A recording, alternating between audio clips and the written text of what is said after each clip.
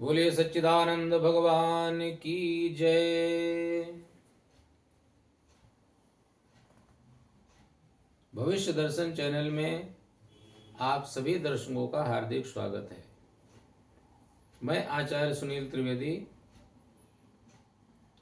आज मैं आपको वास्तु के विषय में कुछ सरल तरीके बताऊंगा, क्योंकि आजकल जो वास्तु लोग कर रहे हैं ना, वो आम व्यक्ति की समझ से परे है। इसलिए हमारे शास्त्रों में जो सरल वास्तु जिसको हर व्यक्ति समझ सकता है, उस विषय में आपको मैं बताऊंगा एक एक दिशा के आधार पे।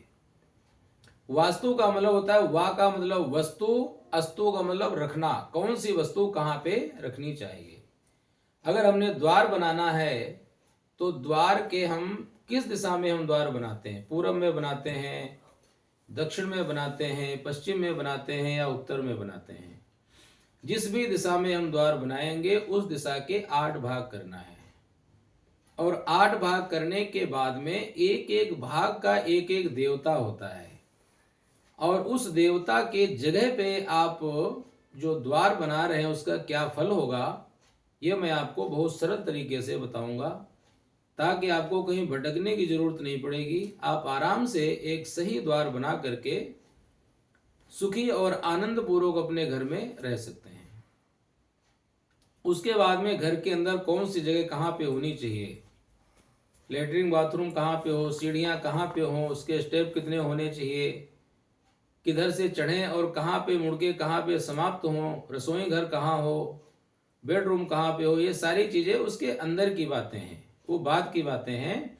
पहले आप मुख्य द्वार, जिस द्वार से हर व्यक्ति अपने घर में प्रवेश करता है, अगर वो द्वार आपका सही है, द्वार की दिशा आपकी सही है, तो आपके बहुत सारे दोष समाप्त हो जाते हैं। तो ये देखिए चक्र है आपका। आज हम बात करेंगे पूर्व द्वार। पूर्व द्वार की अगर हम बात करें, इसको हमने 8 भागों में विभाजित कर दिया। 1 2 3 4 5 6 7 और 8। अब इसमें ये देखेंगे, पहला जो भाग है इसके जो देवता होते हैं ना, ईशान, इनको शिखी भी कहते हैं। यहां पे अगर आप द्वार बनाते हो ना, तो यहां पे द्वार बनाने से धन की हानि होगी, रोग आपका पीछा नहीं छोड़ेंगे, जो दैवी शक्तियां हैं वो आपकी सहायता करने में असमर्थ हो जाएंगी। इसीलिए इस दिशा के हमने 8 भाग कर लिए। उसमें जो पहला भाग है, यहां पे कभी भी द्वार नहीं बनाना। उसके बाद में आता है दूसरा भाग। इसके जो देवता है वो पर्जन्य नाम के देवता हैं। यहां पे अगर हम द्वार बनाते हैं तो इस जगह पे द्वार बनाने से कन्याओं की अधिक उत्पत्ति होती है, यानी उस घर में पुत्र की जगह कन्या प्राप्ति के योग ज्यादा बनते हैं। इसीलिए इस भाग को भी आप छोड़ दीजिए। उसके बाद में तीसरा द्वार, यहाँ पे जयंत नाम के देवता विराजमान है, और यहाँ पे द्वार जो व्यक्ति बनाते हैं उनके घर में धन धान की वृद्धि होती है। अगर कोई कंगाल व्यक्ति भी हो और इस तरह का प्लाट लेकर के ऐसा घर बना करके यहाँ पे द्वार बना ले, तो निश्चित रूप से उसके घर में धन धान की वृद्धि होगी, बरकत होनी शुरू हो जाएगी। तो ये तीसरा द्वार सबसे उत्तम है। उसके बाद में जो चौथा द्वार है, इसके राजा होते हैं इंद्र, जिनको महेंद्र भी कहते हैं। तो यहां पे अगर हम द्वार बनाते हैं तो जो बड़े बड़े राजनीतिक व्यक्ति होते हैं, जो पॉलिटिक्स में जाते हैं, जो चुनाव लड़ते हैं, उनके लिए ये द्वार बहुत उत्तम है। अब अगर कोई व्यक्ति यहाँ पे अपना द्वार बनाता है और वो कोई पॉलिटिक्स वगैरह में नहीं है, तो उसके जीवन में ऐसा कुछ प्रभाव उसके जीवन में होगा कि बड़े बड़े राजनीतिज्ञ उसके पास में आएंगे। जैसे कोई बड़ा ज्योतिषी है, कोई वास्तुशास्त्री है, कोई बड़ा डॉक्टर है, इस तरह के कोई लोग होंगे, या कोई बड़ा धर्मात्मा होगा जिसके पास में बड़े बड़े राजा महाराजा लोग, मंत्री लोग उसके घर में आएंगे। और यदि स्वयं ही राजनीतिक व्यक्ति यहाँ पे अपना द्वार बनाता है पूर्व की दिशा में, चौथे भाग में, तो उसके राजनीतिक क्षेत्र में बहुत जबरदस्त उसको फायदा मिलेगा, मान सम्मान प्रतिष्ठा उसकी बढ़ेगी। उसकी ध्वजा हमेशा ऊंची रहेगी, कोई उसे पराजित नहीं कर पाएगा। उसके बाद में आता है 5वां स्थान। इस स्थान के जो देवता है वो सूर्य नारायण है। सूर्य अग्नि का गोला है, प्राण शक्ति का संचार करने वाले हैं, मान सम्मान प्रतिष्ठा देने वाले हैं। लेकिन यहाँ पे द्वार बनाने से क्रोध की वृद्धि होती है। ऐसे घर में रहने वाले जो छोटे बड़े जवान बालक वृद्ध हैं, उनके अंदर क्रोध की उत्पत्ति ज्यादा होती है। इसलिए प्रयास करें कि इस जगह पे भी न बनाएं। उसके बाद में आता है सत्य। सत्य नाम के देवता यहाँ पे विराजमान रहते हैं, जिनको अनृत भी कहते हैं। यहाँ पे द्वार बनाने से झूठ, खपल, धोखा, विश्वासघात, छल कपट, इन चीजों का सहारा व्यक्ति लेता है अपने जीवन में सफलता पाने के लिए। इसलिए इस द्वार को भी छोड़ दे तो अच्छा है। उसके बाद में आता है 7वां द्वार। इसके देवता है भ्रष्ट। यहाँ पे अगर आप द्वार बनाते हो तो ऐसे व्यक्ति क्रूर होते हैं, उनके अंदर दया, धर्म, परोपकार की भावना, किसी का भला करना, ऐसी भावनाएं इनके अंदर नहीं होती। थोड़े स्वार्थी होते हैं, क्रूर होते हैं, निर्दयी होते हैं, दयाहीन होते हैं। इसलिए इस जगह पे भी आप इस द्वार को छोड़ दीजिए।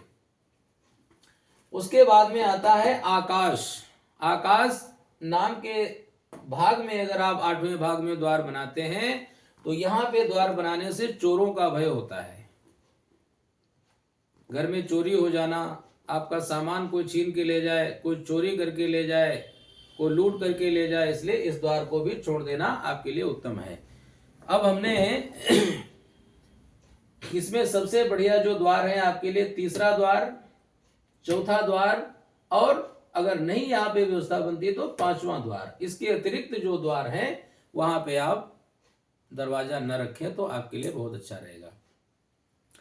क्योंकि हमारे जो प्राचीन ग्रंथ हैं, बहुत सारे ऐसे लोग कहते हैं ना कि वास्तु तो अभी 20-25 साल से शुरू हो गया।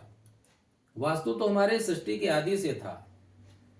मैं नाम का जो दानव था, जो भगवान सूर्य का अनन्य भक्त था, जो भगवान सूर्य से ज्योतिष शास्त्र की विद्याएं हासिल की, बहुत तरह की रिद्धि सिद्धियां प्राप्त की, और वास्तु शास्त्र का सबसे बड़ा ज्ञाता था। और विश्वकर्मा जी महाराज तो थे ही, लेकिन मैं नाम का जो दानव था बड़ा ही विख्यात था। तो उनके ग्रंथों में स्पष्ट वर्णन आता है पूर्वाधिक्रम से द्वार रखने का नियम। पूर्वाधिक्रम योगेन ईशानेग्नि भयम भवेत, पर्जन्ये प्रचुरा नार्यो जयंतो बहुवित्तदा, महेन्द्रेन्द्रपवात्सल्यम सूर्येति क्रोधता भवेत, सत्ये नृतत्वं विज्ञेयं कूटत्वं च भृशे भवेत, अंतरिक्षे च विज्ञेयो नित्यं चोर समागमः। ये सब हमारे प्राचीन ग्रंथों के वर्णन है। ये कोई अपनी तरह से बना करके नहीं बता रहा। आजकल जैसे वास्तु, अनेकों प्रकार के वास्तु शास्त्री हैं, टोटके बताते हैं कि यहाँ पे ये रंग नहीं रखना, वहां पे वो रंग नहीं रखना, ईशान कोण में भगवान की जगह होती है लेकिन वहां पे लाल कपड़ा नहीं बिछाना, नहीं तो ये हो जाएगा। भगवान की जहाँ पे स्थापना होती है वहां पे लाल वस्त्र भी बिछेगा, पीला वस्त्र भी बिछेगा, हर तरह के वस्त्र बिछेंगे, अग्नि भी जलेगी। जबकि ये जल देवता का स्थान है, लेकिन जहाँ पे भगवान रहते हैं वहां जल भी रहती है और अग्नि भी रहते हैं। इसीलिए जो हमारा प्राचीन वास्तु शास्त्र है, इसको आप लोग पढ़ें, सीखें और इसके अनुसार अपने जीवन को, अपने घर में, अपने फैक्ट्री में, अपने दुकान में, अपने मकान में इसको लागू करें। जब आपको जानकारी होगी तभी आप इन सब चीजों को समझ पाएंगे।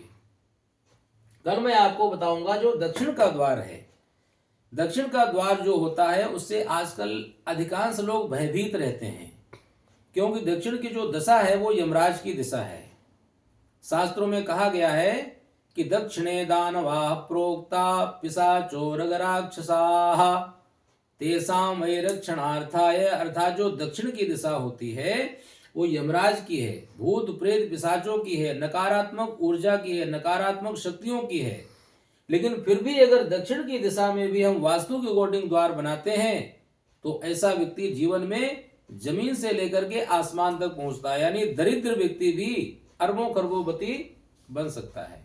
लेकिन वास्तु के अकॉर्डिंग होनी चाहिए। द्वार कहाँ पे बनना चाहिए, वहीं पे द्वार बनाओ। आजकल के जो फैशन चले ना, कोने में ही दरवाजा बना लेते हैं, जबकि कोने में कहीं भी दरवाजा होने का किसी भी हमारे ग्रंथ में वर्णन नहीं है। तो ये जानकारी आप लोगों को अच्छी लगी हो तो चैनल को लाइक करें, सब्सक्राइब करें और शेयर करें, ताकि सब लोगों को हमारी जो वैदिक पद्धति के अनुसार वास्तु है वो पता चले। आपको मैं एक एक नई नई चीज रोज बताऊंगा, आप इसको ध्यान से सुने और शेयर करें। जय श्री राम।